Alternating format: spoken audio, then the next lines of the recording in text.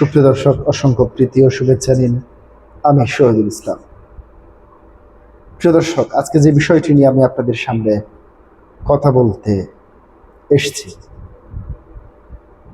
আবারও কেন গোপালগঞ্জে বিজিবি মোতায়েন? প্রিয় দর্শক, আজ 16 জুন উপলক্ষে হঠাৎ করে কেন গোপালগঞ্জে বিজিবি, পুলিশ, র্যাব ও গোয়েন্দা সংস্থাদের মোতায়েন করা হয়েছে? কি হতে যাচ্ছে গোপালগঞ্জে? প্রিয় দর্শক, সেটি জানার আগে আমি গত বছরের 16 জুলাই কি হয়েছিল সে বিষয়টি আপনাদের সামনে তুলে ধরতে চাই। প্রিয় দর্শক, জুলাই পদযাত্রা উপলক্ষে এনসিপির নেতৃবৃন্দ সারা বাংলাদেশে জেলা সফর করেছিলেন। তারই ধারাবাহিকতায় গোপালগঞ্জ তারা জুলাই পদযাত্রা কর্মসূচি নিয়েছে। প্রিয় দর্শক, সেই জুলাই পদযাত্রা কর্মসূচিকে কেন্দ্র করে আপনারা জানেন গোপালগঞ্জ সাবেক প্রধানমন্ত্রী ও বঙ্গবন্ধুর পৈতৃক বাসস্থান, সেখানে দেখতে পেয়েছি স্থানীয় জনসাধারণ তাদেরকে প্রতিহতের ডাক দেয়।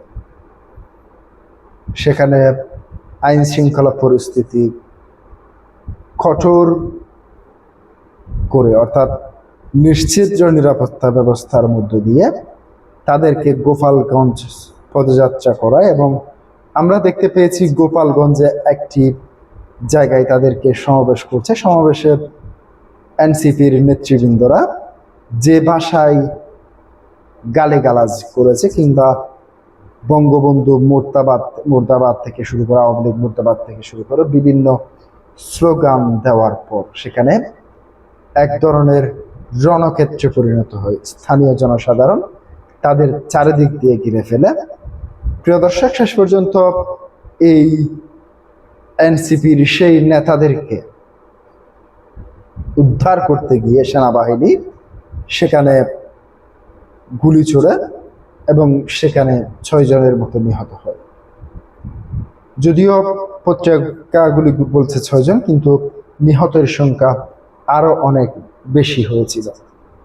পরবর্তীতে সেখান থেকে তাদেরকে সেনাবাহিনীর সাজেওয়াজান, অর্থাৎ ট্যাঙ্কের ভেতর লুকিয়ে গোপালগঞ্জ ছাড়তে হয়েছে তাদেরকে। এই ঘটনার পরে আমরা দেখতে পেয়েছি সেনাবাহিনী, পুলিশ ও যৌথ বাহিনী মিলে পুরো গোপালগঞ্জ থেকে প্রায় কয়েক হাজার নিরীহ লোককে গ্রেপ্তার করা হয়েছে। সেখানে গণগ্রেপ্তার হয়েছে, অনেকের বিরুদ্ধে মিথ্যা মামলা দিয়ে তাদেরকে হয়রানি করা হয়েছে এবং গোপালগঞ্জ বাসীর উপর সেনাবাহিনী নির্মম নির্যাতন চালিয়েছে। প্রিয় দর্শক, সেই দিনটিকে কেন্দ্র করে আওয়ামী লীগ কিংবা গোপালগঞ্জবাসী গণহত্যা দিবস পালনের ডাক দিয়েছে। মূলত সেই গণহত্যা দিবস পালনকে কেন্দ্র করেই মূলত সেখানে 5 প্লাটুন বিজিবি, পুলিশ, র্যাব সহ গোয়েন্দা সংস্থা নিয়োগ দিয়েছে সরকার। দৈনিক ইত্তেফাক কি বলছে? দৈনিক ইত্তেফাক থেকে যখন এই নিউজটি আমি আপনাদের সামনে কোট করছি, সেখান থেকে একটু আপনাদেরকে শোনাই। গোপালগঞ্জে নিরাপত্তা ব্যবস্থা জোরদার করা হয়েছে। যে কোনো ধরনের অপ্রীতিকর পরিস্থিতি এড়াতে border guard Bangladesh BGB 5 platoon সদস্য মোতায়েন করা হয়েছে। আজ বুধবার সকাল থেকে তারা শহরের গুরুত্বপূর্ণ সড়ক ও এলাকায় টহল দিচ্ছেন।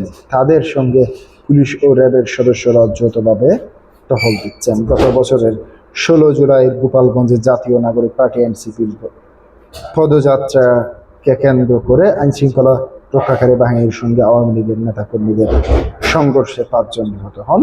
এই ঘটনায় 1 বছর পূর্ণ হবে আগামীকাল।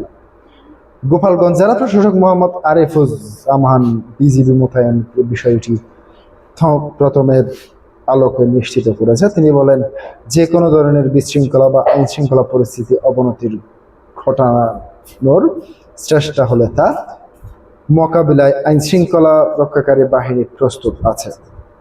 আইন শৃঙ্খলা রক্ষাকারী বাহিনী এবং স্থানীয় সূত্রে জানা গেছে, গত বছরের সংঘর্ষের ঘটনায় 1 বছর হওয়ার দিনকে কেন্দ্র করে এবার আইন শৃঙ্খলা পরিস্থিতির অবনতি বা কোনো ধরনের অপ্রীতিকর পরিস্থিতি তৈরি করতে না পারে এমন আশঙ্কা থেকে আগাম নিরাপত্তা ব্যবস্থা নেওয়া হয়েছে। এ কারণে জেলা প্রশাসক ও আইন শৃঙ্খলা রক্ষাকারী বাহিনীর পক্ষ থেকে গোপালগঞ্জে বাড়তি সতর্কতা অবলম্বন করা হয়েছে। প্রিয় দর্শক, আজকে পর্যন্তই। আসসালামু আলাইকুম।